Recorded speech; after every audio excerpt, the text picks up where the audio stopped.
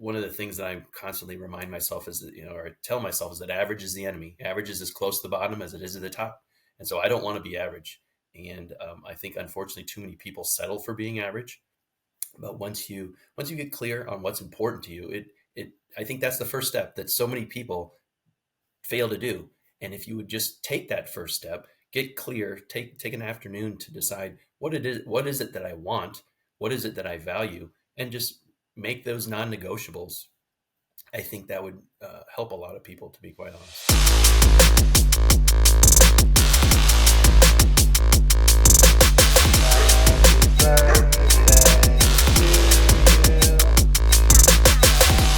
Welcome back to another episode of Have Hicks podcast. Today is one of my favorite episodes because it's Wednesday, and Wednesdays, if are where we have our real raw conversations and sit down and just talk to someone who's done some stuff in life, and we air it out. We let it be real and raw.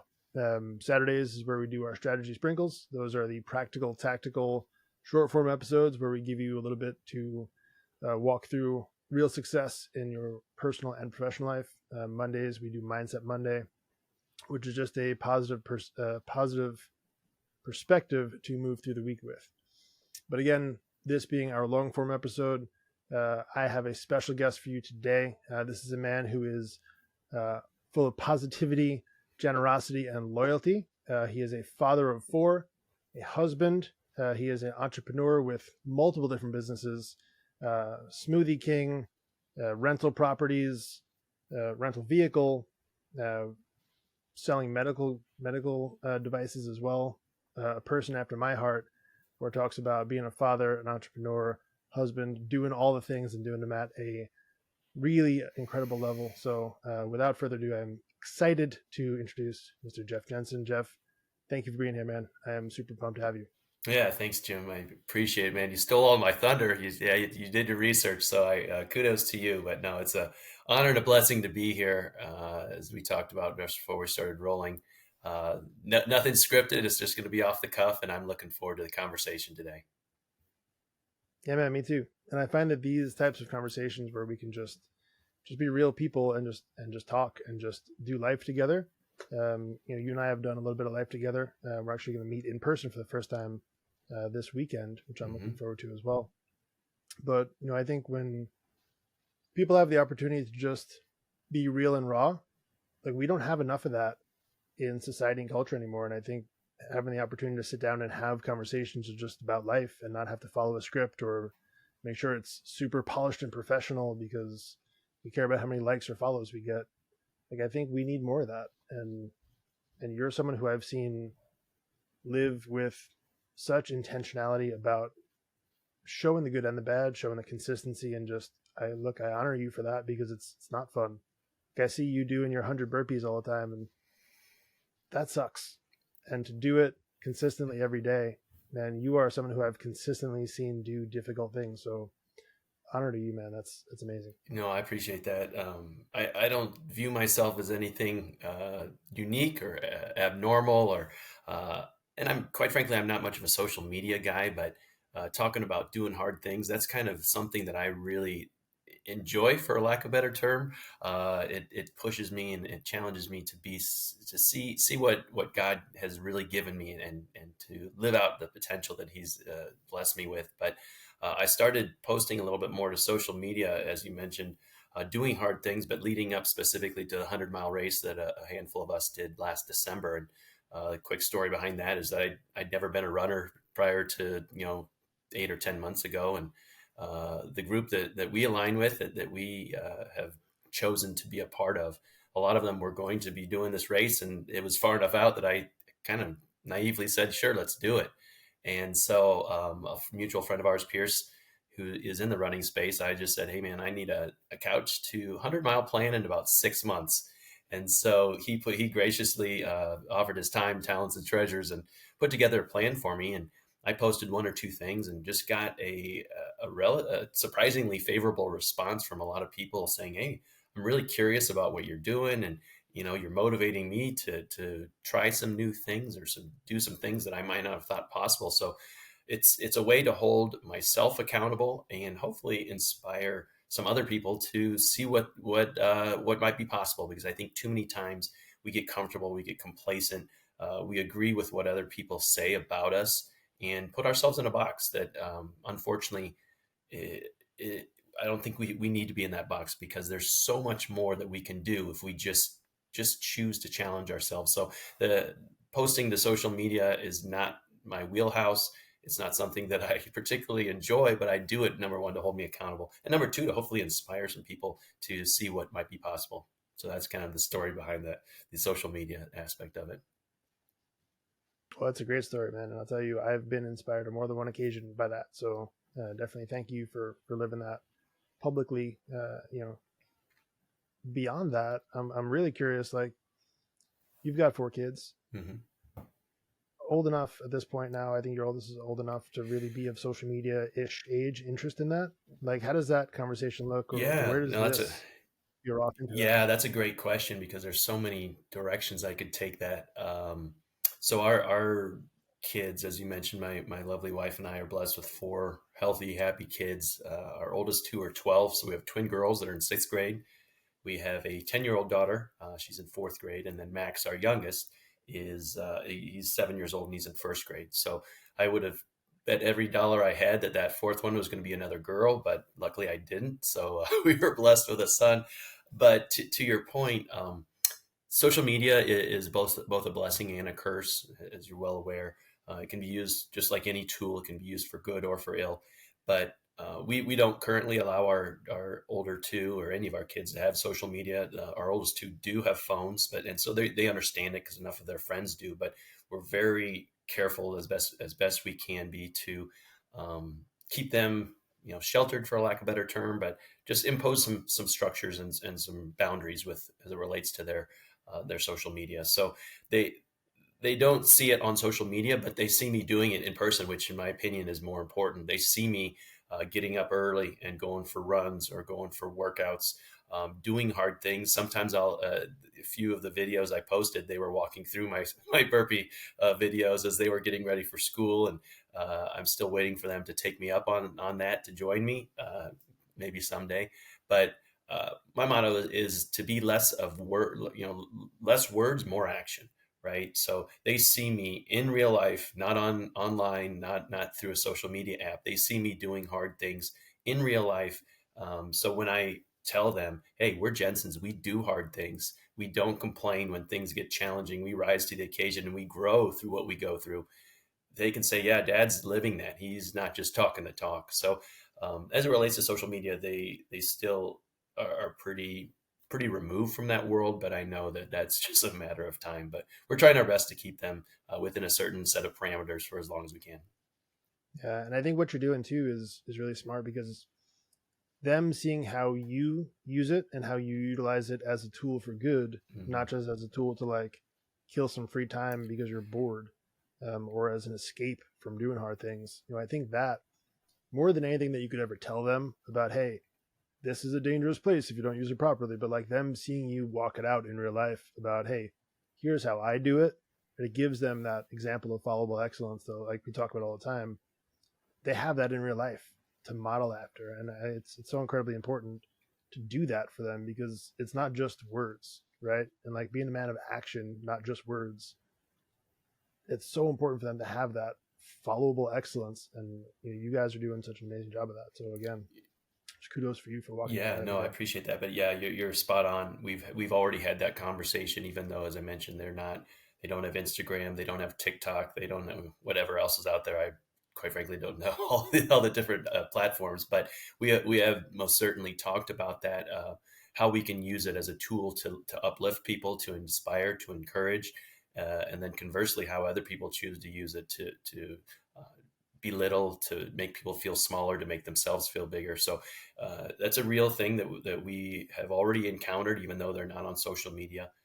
But that's a message that I most certainly want them to understand, that as we mentioned, it's a tool, right? So they can use it for good. They can use it to build people up, to make them feel good, or they can use it for the alternative. Which my hope and prayer is that they don't go down that path.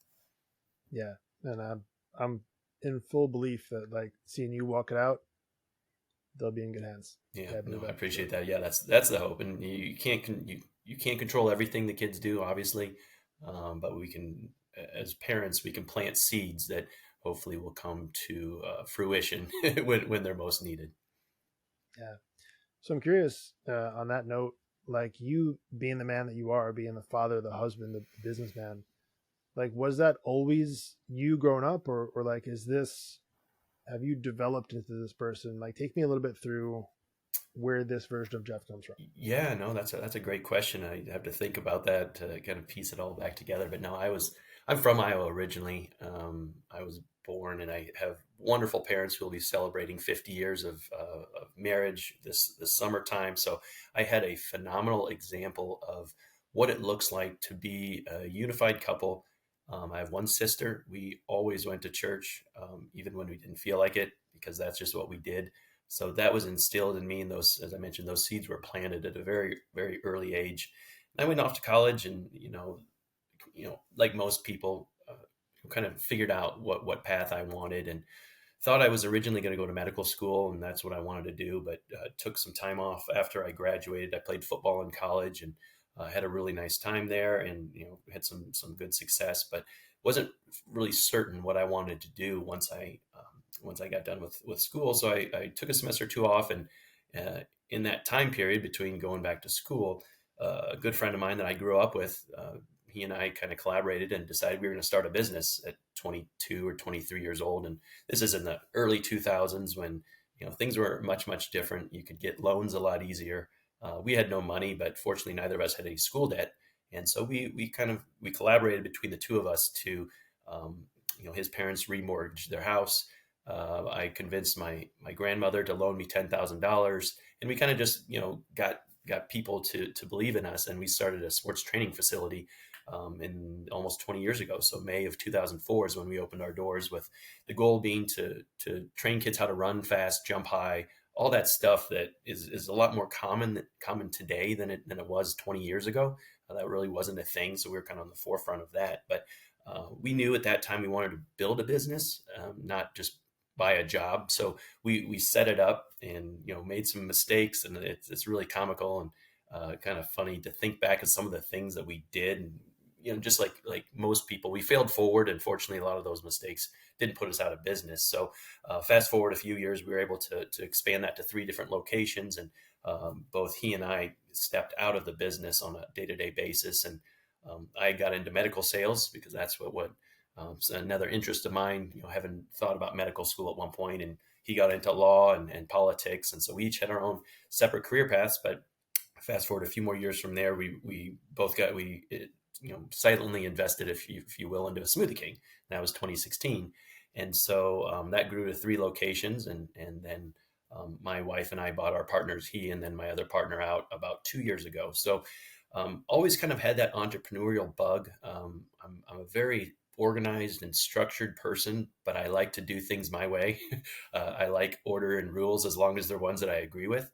And so being a business owner was one way that I could do that, but then also kind of scratch a bunch of itches. And then about 3 years ago, my wife and I started buying some rental properties. We currently have six doors, so not a lot. We kind of got in at the perfect time during COVID when interest rates were great. And then we also have, as you mentioned, we have a Sprinter van that we bought about a year ago, and we use that for family travel and making memories, but also to rent that out, kind of a Airbnb on wheels. So my wife also has a full-time job. She's in the wealth management and accounting world. So she has a W-2 job. I have a W-2 job. As mentioned, we have 4 kids. We've got some rental properties that we manage ourselves. We've got a great team at our Smoothie King locations. Have 3 of those currently, with some hopes to expand, and then our Sprinter van too. So we spin a lot of plates, but I feel like it's something that is just relative, right? It becomes your new normal. And so if we took, removed 1 or 2 of those pieces off of our plate, that would be our normal. So I've always been a very driven, very competitive person.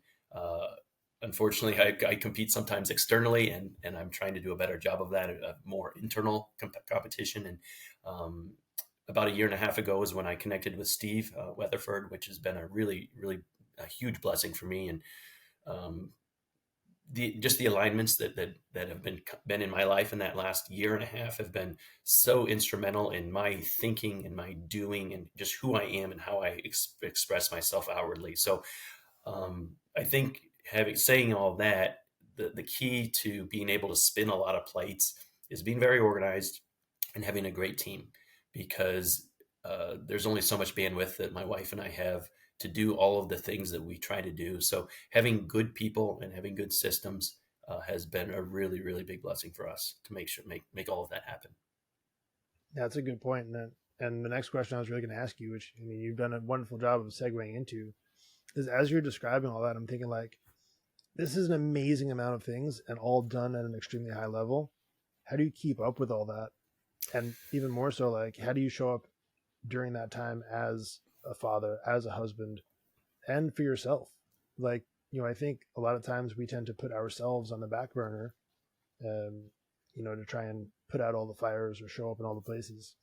And I'm just curious, and like, how do you continue to show up day to day? Yeah, no, that's a great question, and I think when you and I first connected, you gave me a great piece of wisdom: is just showing up consistently in all of your different arenas as the same person. So you don't have to wear different hats or different personalities or be a chameleon based on where you're at or who you're around. I just try to be consistent with the way that I carry myself, the way obviously my core values never change. The way that the things that I believe never change. So I'm the same person in any and all environments is the first thing. But secondarily, a lot of credit to my wife. She's very driven as well. So we work very synergistically together. And I'm very intentional, as you mentioned. I'm very intentional about the things that I value. So one quote that I live by is, what I truly value, I do.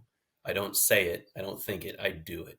So one of my core values is health and being in the best shape that I possibly can. And there's always room to improve, but that's a big part of my identity and who I am. So my alarm clock goes off virtually every morning at 4:15, because I know that if I don't spend that first hour and a half of the day getting in the word, having some quiet time, getting out, going for a walk, going for a run, uh, pushing my body, lifting weights, whatever it might be, then just the chaos of the day is going to take over sooner or later. So I'm very intentional about that first part of my day so that I can fill my cup and then I can pour out into other people. So I'm very intentional about that. And then also very organized. Try to be very organized and structured and plan my days and my weeks in advance so that I know what is to be expected between my W-2 job, between whatever we need to do with the rental properties or whatever needs to happen with um, Smoothie King businesses. And I also try to be a very good communicator. There's always room for improvement, but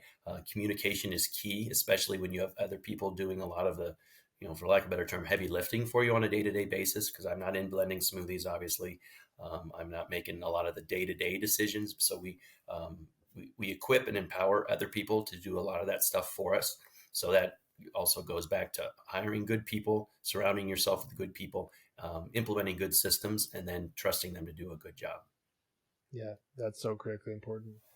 I'm curious though, like you mentioned a lot your faith and your relationship with faith. How has that evolved over time, or like where did that come into play? Was that always the case? I know you mentioned like you always had that example, even when you didn't want to go, you were still going as a kid. Um, I spent a lot of time doing that same thing as a kid. Like it was just the thing you did on Sunday, whether you wanted to or not. But to me, it was just the thing you did on Sunday.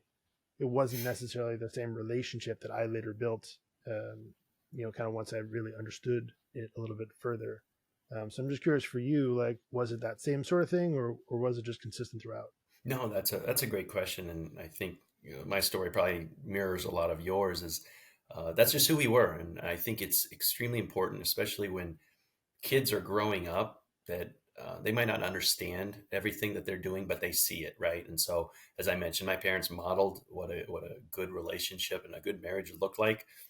They modeled going to church and being active in the church. And even if it didn't make sense to me all the time, or it wasn't my idea of a great time, that's what we did regardless. So, excuse me, they modeled kind of what it looks like um, to be in the church and to be have that be a big part of your life. So, as I mentioned, my mindset, like so many people, started to change when you have kids, just because, once you realize you're responsible for more than just yourself, that takes on a different perspective. So that started to change, and I started to reevaluate. Okay, well, what is important? What do I want my kids to learn, and what do I want them to view as important, as we're going on through life? And then to go back to the mastermind group, that was probably the biggest eye opening um, event in my life, or one of them. About a year and a half ago, I just knew that something wasn't where it needed to be. Things were good, but they weren't great, and I was falling into that complacency mindset, and just being happy, being average, in my mind. So, getting aligned with Steve Weatherford and the guys in the mastermind group, um, it taught me to put my faith, and to take my faith up until that point as more of a set of rules, right? A set of things that you just did because that's just what you did, to more of a relationship. So instead of church and religion being a Sunday thing, or maybe a every so often thing, in the last year and a half, it's who I am. It's what I do. So as I mentioned, virtually every day, I try to make it a habit, and I'm not a perfect 100%, but I try to get in the Word every single day, because that keeps me grounded, that keeps me rooted. The only way you can know Christ better is to get in the Word. It's just like any friend. The more that you interact with someone, the better you get to know them, the more that you can understand, and get to live that lifestyle. And so being in the Word has been extremely important to me. And then also leading my family well. So praying with my wife, praying with my kids, and I said I've still got a long, long ways to go, but I try to take a pause every now and again and say, okay, I'm not where I want to be. I'm not at 100%. I'm not at the top of the mountain. However, I've made a really, really a lot of good strides and a lot of good progress from a year and a half ago. So I'm continually trying to focus on that, trying to get better. But yeah, and it gives you, just like any time, Jimmy, understand when you go through hard times, you start to question a lot of things. You start to think, what is going on?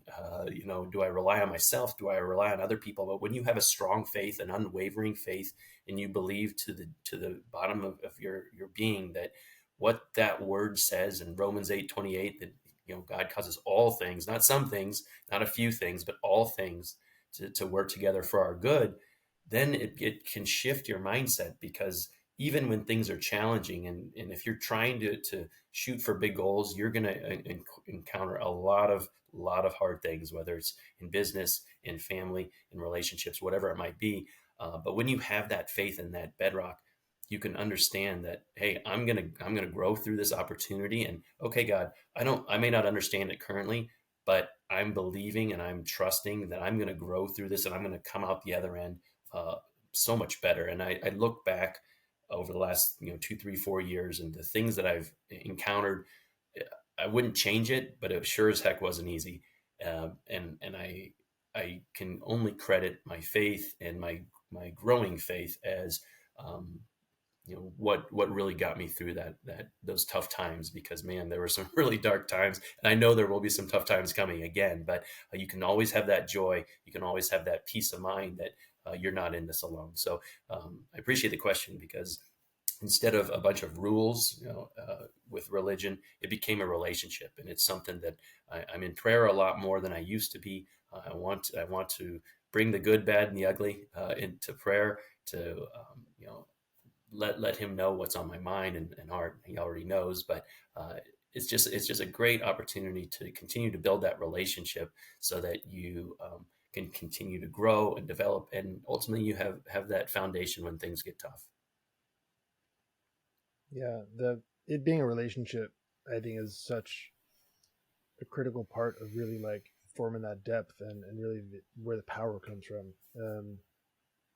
I see so many people who just try and like stick to, hey, I'll show up every Sunday and I'll do the thing, and Mhm. expect just miraculous results to just occur in their life because they happen to show up in a place for an hour physically, right? But it's so much more than that, in developing that relationship and being someone who's very strategic and detail oriented like yourself. I'm curious from like I think there are a lot of people who would be doubters, right, when it comes to developing faith and building that relationship, where it's difficult for them to touch and feel and see the fruit that comes from that until you kind of really walk it out and realize there are no coincidences in this, and there is a logical way to explain things, but there's a big hurdle to jump over, like when you're first starting out in that. So I'm curious for yourself, if you have that perspective,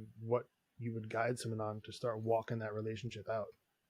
That's another good question. I it's just start. It's just start. There, I think a lot of times, and myself included, there's a lot of questions. There's a lot of doubt, as you mentioned. But if you wait until everything aligns for virtually anything in your life, if you wait for the perfect situation, you're not going to do many things, if anything at all. So for me, it was just a matter of, okay, I'm going to commit to getting in the Word every single day. So I've got a daily devotion that's very helpful. It kind of guides me through that. And once I got into the rhythm and routine of that, I added on that I'm going to do the Bible in a year. So I added that, just like a lot of habits. I just started to stack the habits. I'm going to commit to praying every day. I'm going to commit to praying with my wife X amount of times a week. And so it's just habit stacking, like James Clear's Atomic Habits. That's just what you do. You start simple, just get in the, even as simple. And we have a men's group that we talk about consistently, getting in one proverb a day.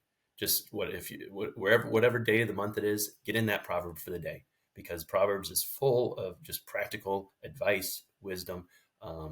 So starting right there, it'll take you a few minutes a day. And then once you get consistent with that, then you can start to, hey, maybe I'll go through the New Testament.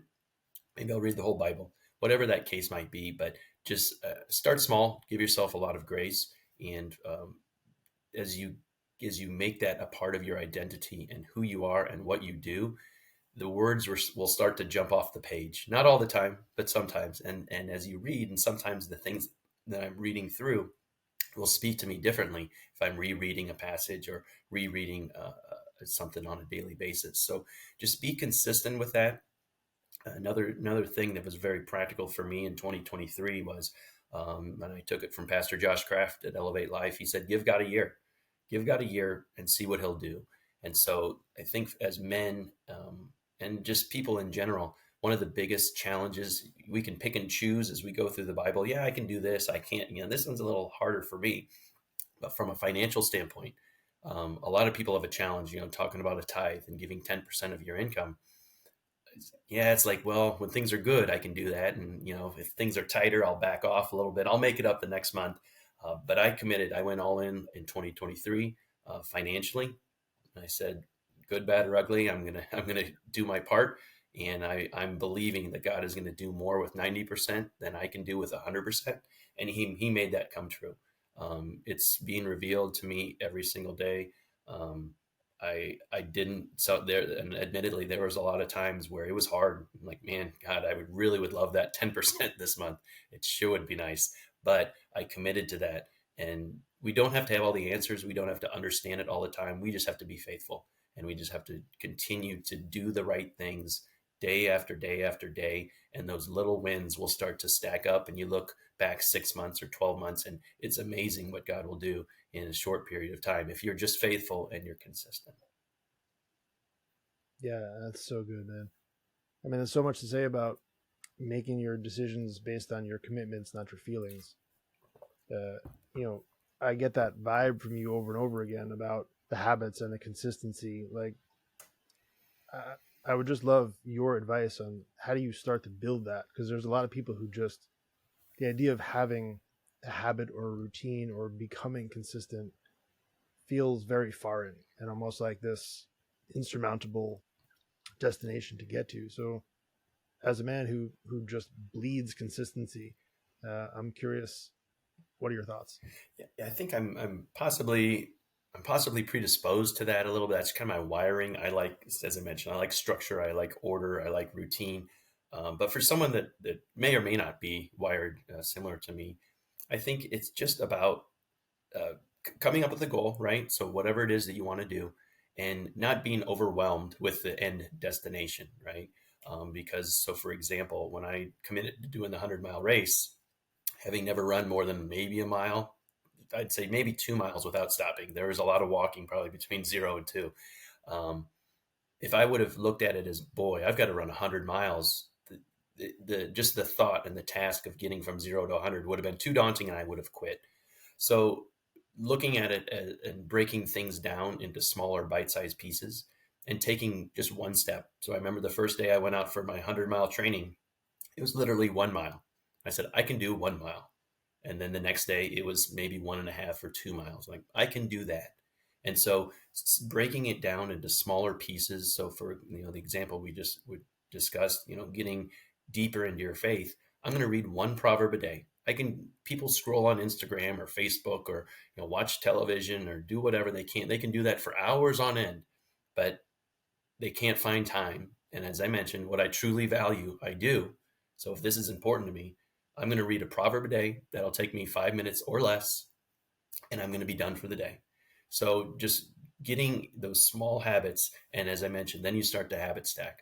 Then once it becomes almost Steve Jobs like, where you don't have to think about it because you do the same thing every day, then you can start doing other things. Then you can start diverting your mind share to the next task, and the next one, and the next one.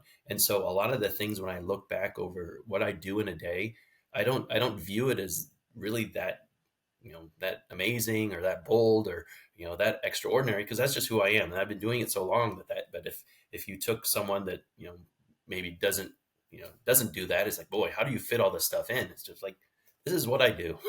This is who I am, and I've been doing it long enough that it's just second nature to me. And virtually anyone can do it if they value it enough, if they care enough, or they want to make the change enough. They can do it. It's just a matter of, do you want it badly enough? And the other thing that has been really helpful for me, and it kind of goes along with my nature, is I've done 75 hard a few times, and I'm kind of on the tail end of it now. And also, it's not hard in the sense of all the things you have to do every day, but it is just consistency. It reinforces being consistent. And once you get done with 75 days of 2 workouts a day, and watching what you eat, and reading 10 pages every day, and drinking a gallon of water, each one of them is not too challenging, but the accumulation of all of them over the course of time, say, well, if I can do this for 75 days, what else can I do? Because I think that's the other thing that people discount, is when you do hard things, you start to expand your mind. You say, if I can do this that's hard, what else can I accomplish? And then you start to set your sights a little higher, and then you accomplish something bigger, and then you keep going. But if you never set your sights on something hard, or you never challenge yourself, whether it's physically, mentally, spiritually, anyway, then you'll just never know. And you won't have that confidence because you've got receipts, right?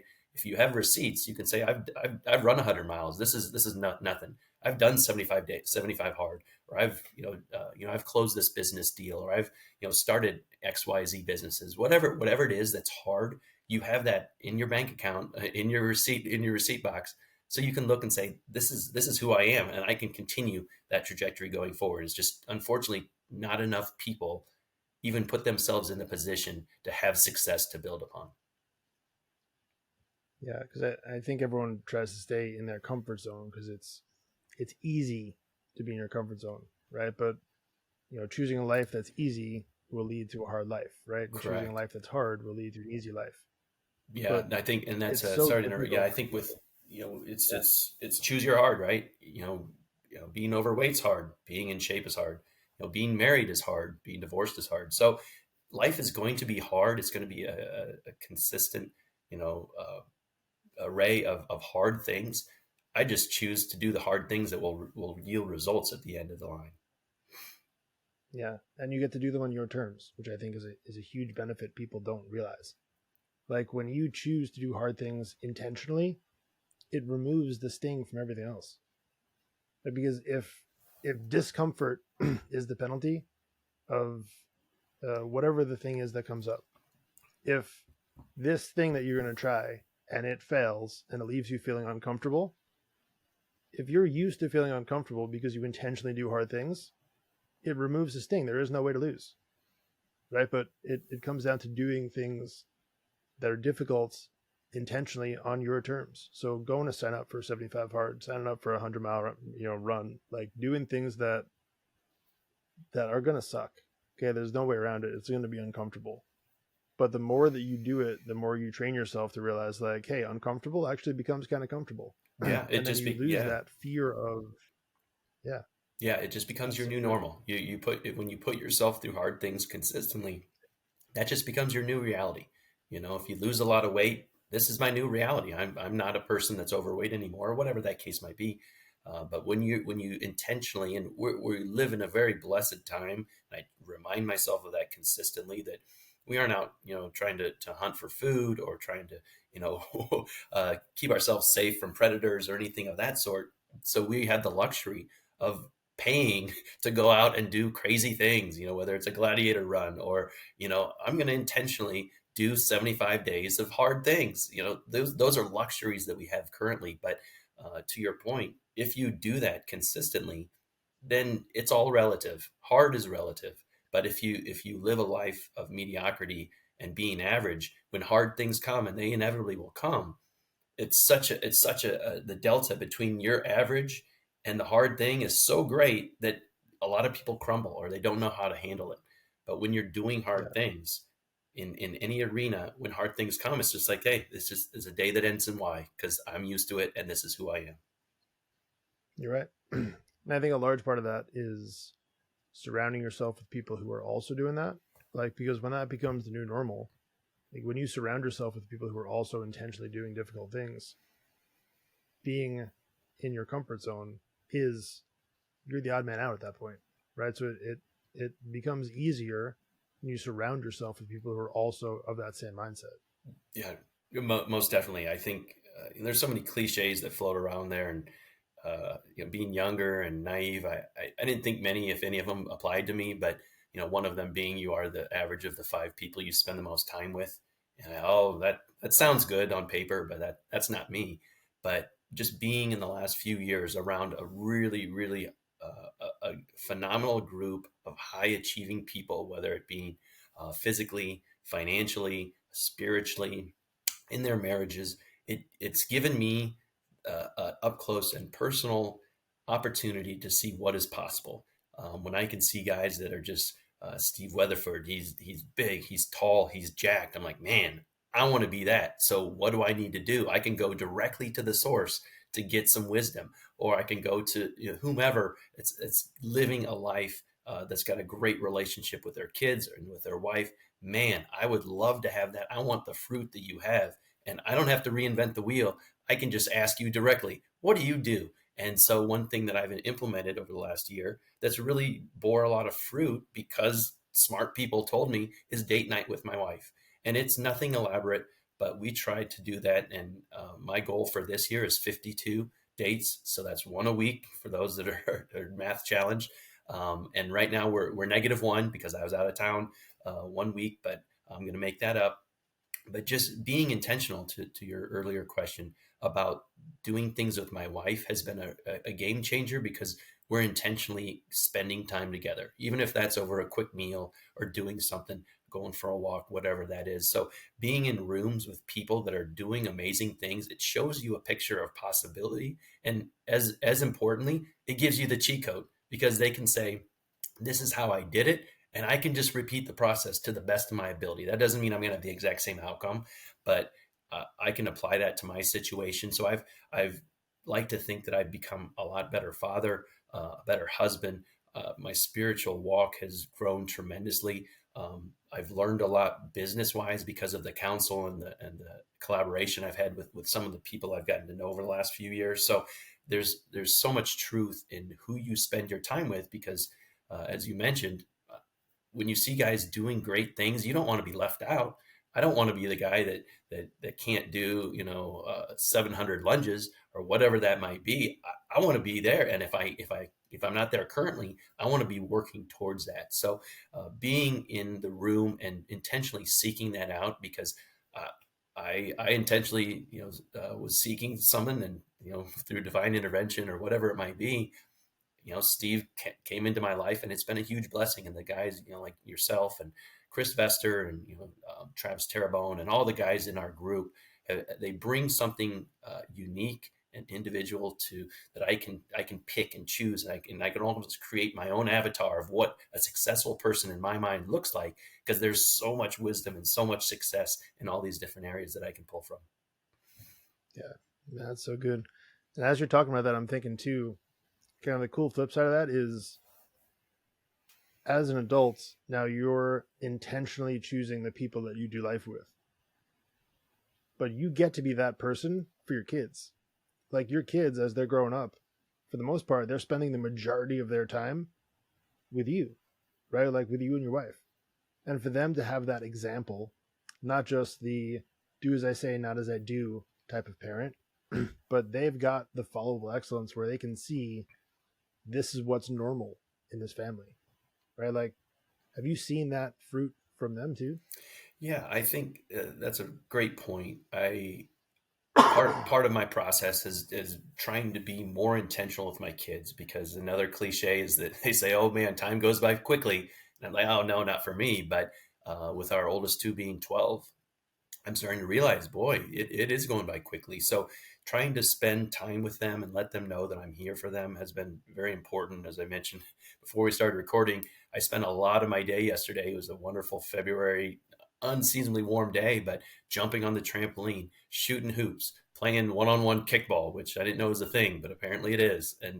And so just being intentional and letting them know that it doesn't have to be, some elaborate trip. We don't have to be spending money. We don't have to be, going to these elaborate places. Although I'm sure that will happen from time to time. But it's just the real moments that I remember growing up with my dad were going to football games, going to track meets, just doing kind of normal, for lack of a better term, just everyday things. Right. That's where the magic is going to happen, in just doing the normal things. And so they see that I'm doing my best to be intentional, and I'm supportive and I'm involved. And so when we do talk about the why behind that, they can see that the words that I'm trying to impart upon them are backed up with action. The reason that I'm doing this is because it's important to me. One of the things that my parents always did, and I never fully grasped it until I became a parent myself, was just being at all of my events.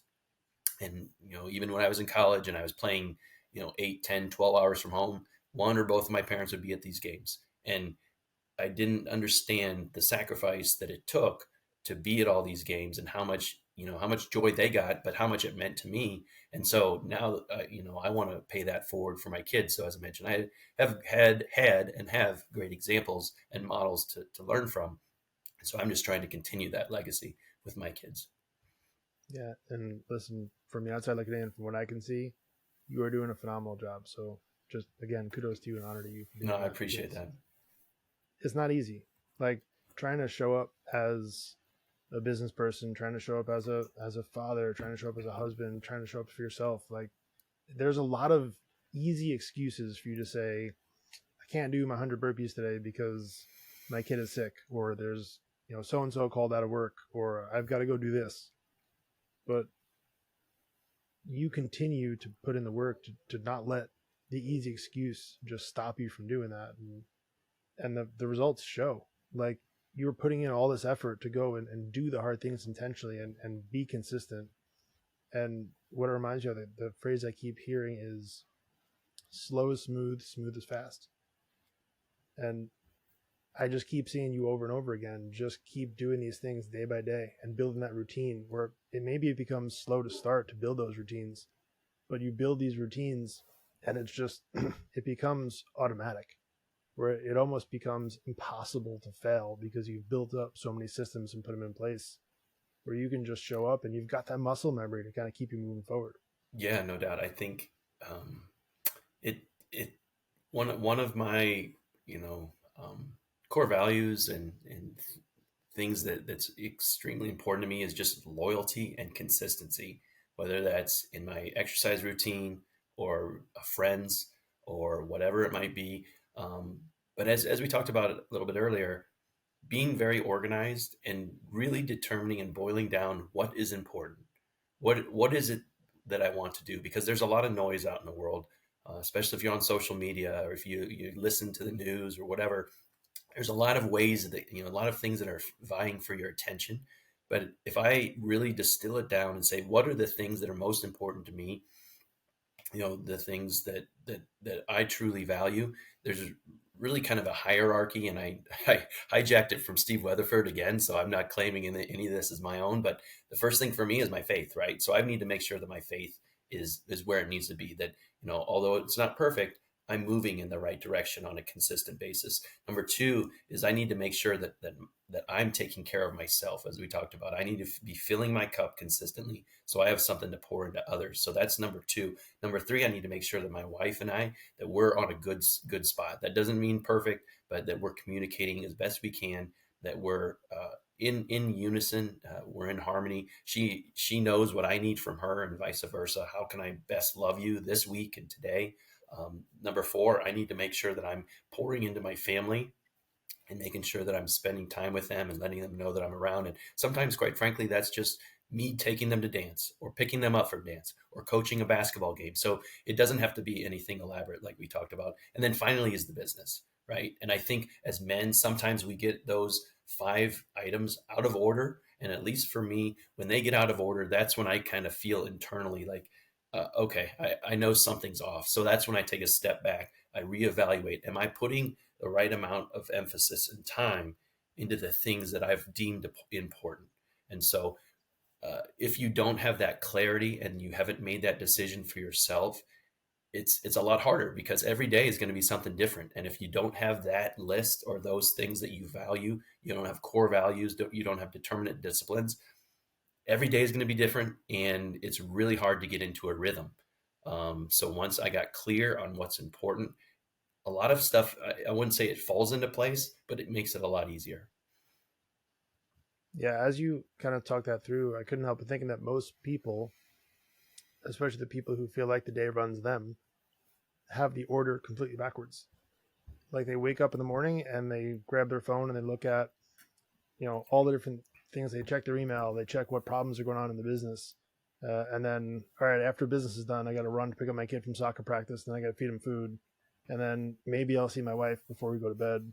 Maybe if there's time, I'll get to the gym and forget about the faith component at all. Mm-hmm. Like, I see so many times the literal complete opposite of that. And these people are getting frustrated or pissed off. They're like, oh, I'm just burnt out. I'm uninspired. My life is running me every day. And it's, so interesting to see the complete 180 of really how it should be.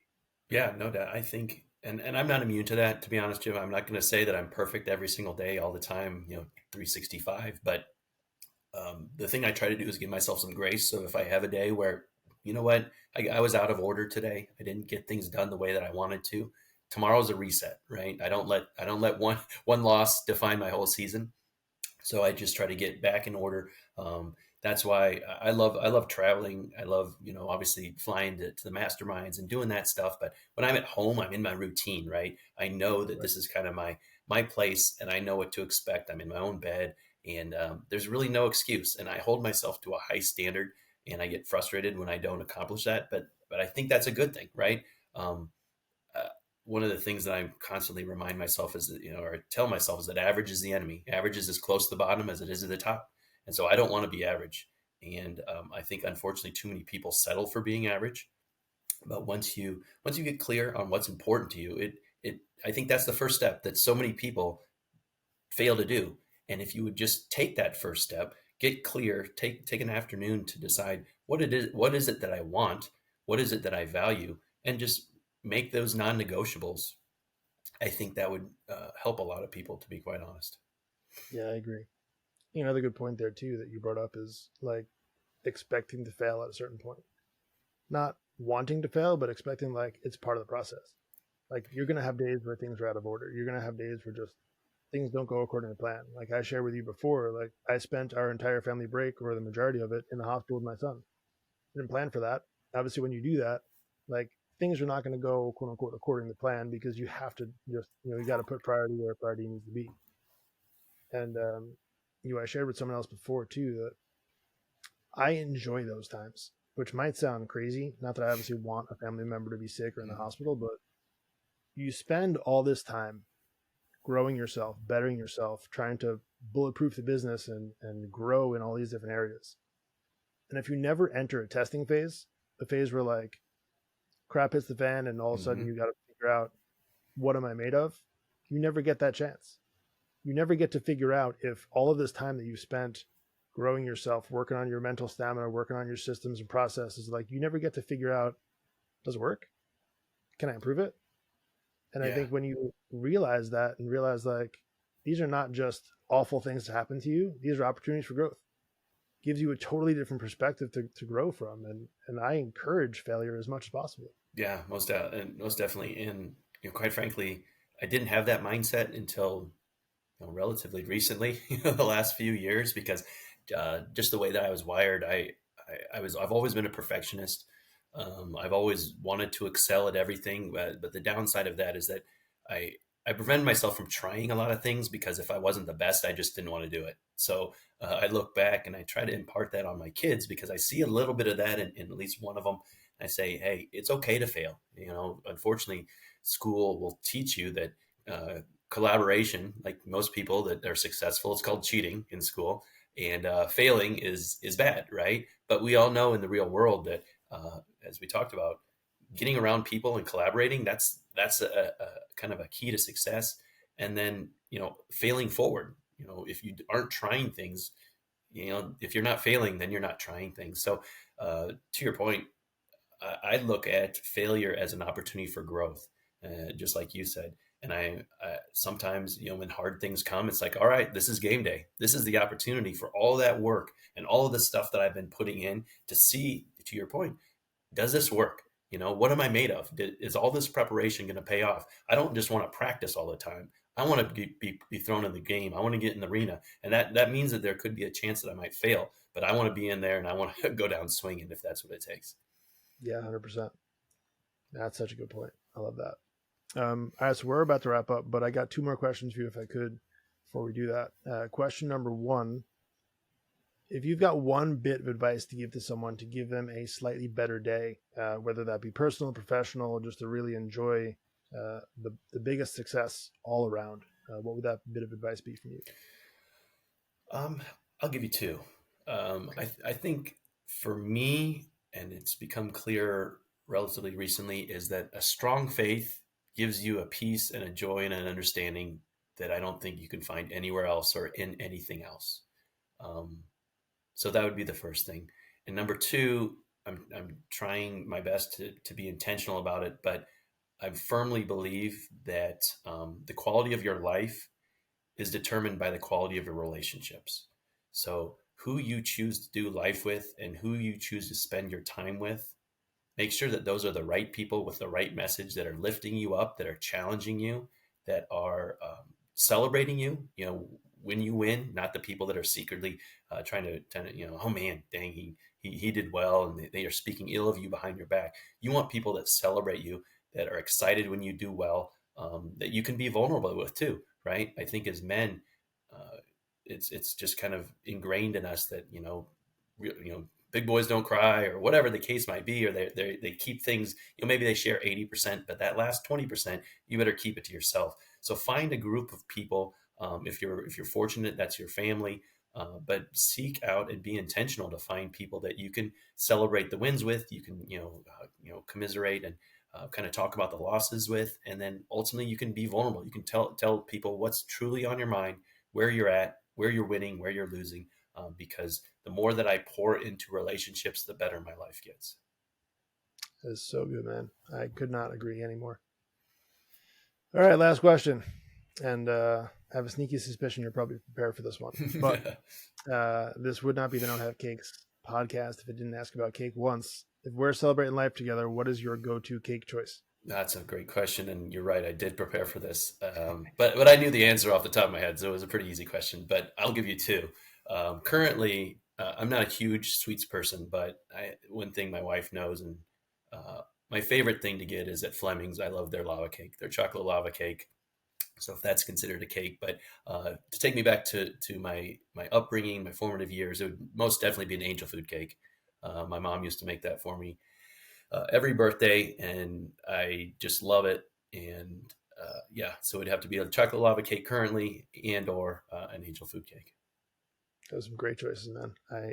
I haven't had an angel food cake in a long time, like I haven't years. either, but I was reminded how much I really do love them. All right, I'm gonna have to get one of those in the calendar pretty soon. There you go. All right, so this again has been an awesome conversation, and you did not fail by any means to represent and to just show up with so much wisdom. And I am so appreciative of you and your time. So again, thank you so much for being here and for blessing me and for blessing my audience with this conversation. I love you dearly. Thank you again. Any party words? No, man, I appreciate the time. It's been an awesome hour, and so excited to be doing life with you. So look forward to seeing you in real life here in less than a week. So it's going to be awesome. Love you, and hopefully this can bless a few people.